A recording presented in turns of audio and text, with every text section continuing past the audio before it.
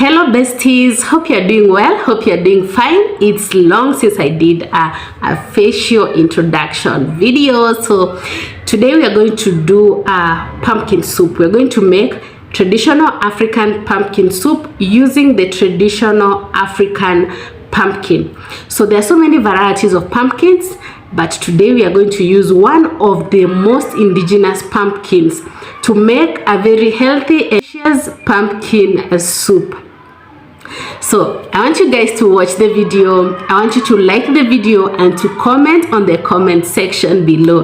Let me know if you're enjoying this series of recipes, and guys, kindly leave a comment and do not forget to subscribe to the channel. We are on the road to 500 subscribers and I hope you're going to get there very soon. So let me know in the comment section if you're gonna love this video, so that I do so much about such videos. So let's go to the kitchen and start off with the cooking. See you bestie.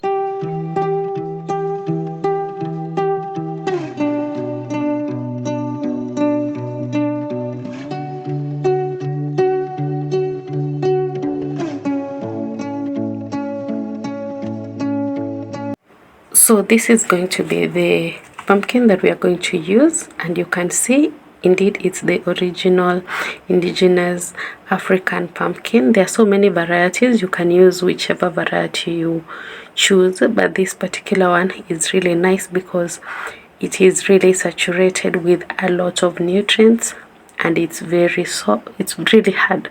The cover on the outside is really hard, but the inside is soft and very yellow, and you can see it's very succulent and yummy.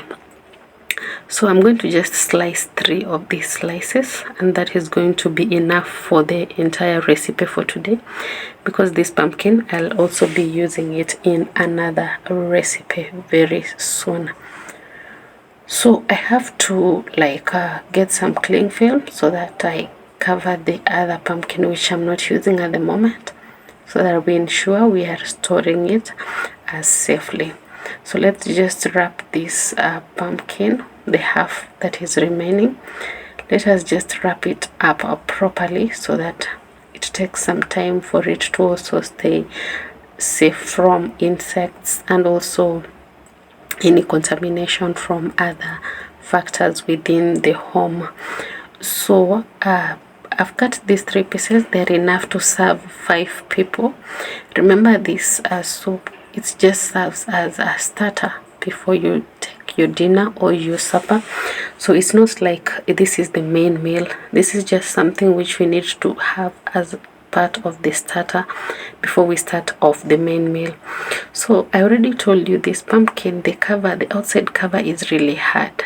So I was really trying, because I'd sharpened this knife, but still it was really hard to peel off this pumpkin. The last time I tried using my peeler, which I use for potatoes, it broke off. So I was not ready for another disappointing adventure. So I have to use this knife regardless. I have to ensure the knife cuts through the thick skin of this pumpkin.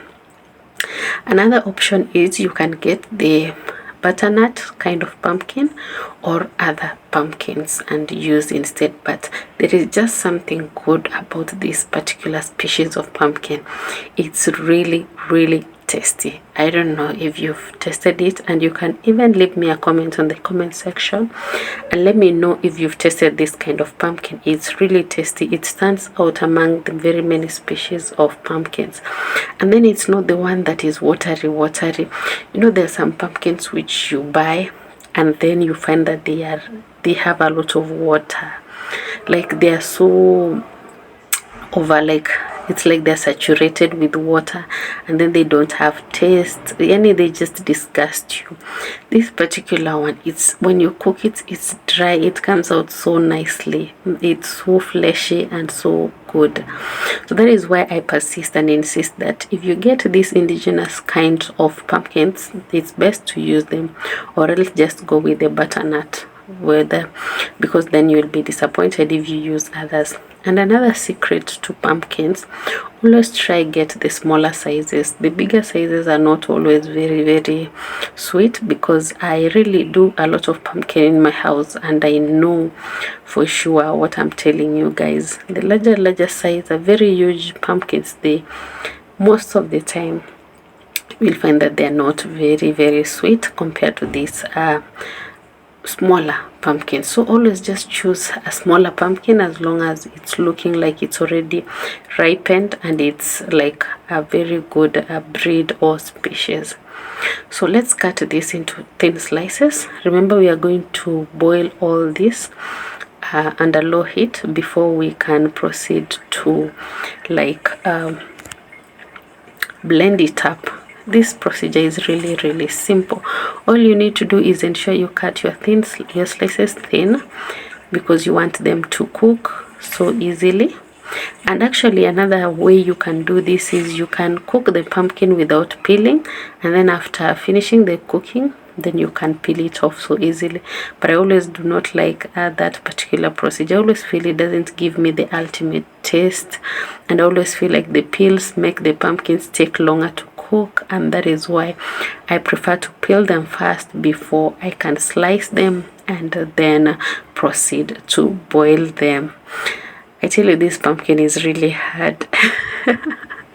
You guys, you can see this one, you have to have so much energy just cutting it. This is the traditional African indigenous, like it's the indigenous type of pumpkin. It's not those soft pumpkins. Now that we are done slicing the pumpkins, we now need to wash. Let's wash this up. And actually I had some leftover yam. Do I call it yam, or what is it called? Nduma. So I cut, it was just a small piece. I cut it also and I mixed it in at some stage, but I didn't take that footage. But it will be in the final result. I think you'll just see it somewhere. So wash this thoroughly and drain off the water. Then put in a clean cooking pot. Then add water. The water should come until it's above the contents that are in the cooking pot, because you want it to boil and be left with some water which you're going to drain. Okay, don't put very little water, put more water so that you will drain the excess later. So let's just cook this and let's allow it to boil. You can add salt at this stage if you wish to. You can add a little bit of salt. Now they have boiled and I think they are tender and nice, and soon we will be starting off to prepare to blend the whole mixture. So I put that nduma there with the pumpkins. Now I want to drain this water. Please don't add this water to the soup, just get the pumpkin only. You will see what we are going to do. Don't blend it with that soup. If you blend with that soup, it's going to be very thin and it's not going to be a good soup. So as you do this, make sure you have boiled 1 glass or 2 glasses of milk. In my case, I think I used 2.5 glasses of milk. I had boiled it already. Make sure you boil it. Allow it to cool, but don't let it to be cold. Allow it to be warm, like moderate warm, because you want the soup to be warm. You don't want to finish blending and then start cooking the soup again. You want the soup to be warm by the time you're finishing the process. Remember, allow the pumpkins to cool a bit, because that if they are very hot they may blast your blender. So just allow it and then add your milk inside. Remember, you can add any spices like cinnamon, cardamom, nutmeg. Those spices you can add, but the spice I always add is mixed spices, which is a very standard spice, and you can add salt even at this stage, or a little bit of sugar, whatever you want to add. But I always just prefer to add the spice mixed spices, or when I have cinnamon in the house. Today I didn't have any cinnamon, so I just added mixed spices spice into this soup. And you just need, can you imagine this, you're going to blend even for less than 2 minutes, because it's already so soft. It's just so soft, and It's gonna be ready in just a matter of minutes. So we put our milk inside there, the mixture is in the blender, and we're gonna blend all this down, and wow, it's all done.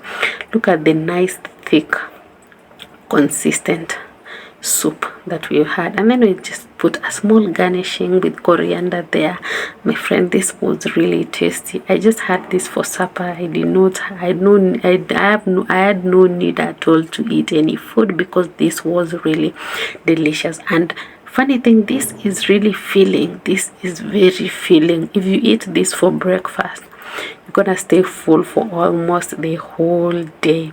So guys, bye bye, see you in my next video. Let me know if you love this video, and also do not forget to subscribe to the channel, like the video, and just leave me a comment. Let me know where you're watching me from. Share my video. Bye bye, see you. I hope this video serves you, and I hope you try out this recipe and let me know how it turns out. See you in my next video. Bye bye.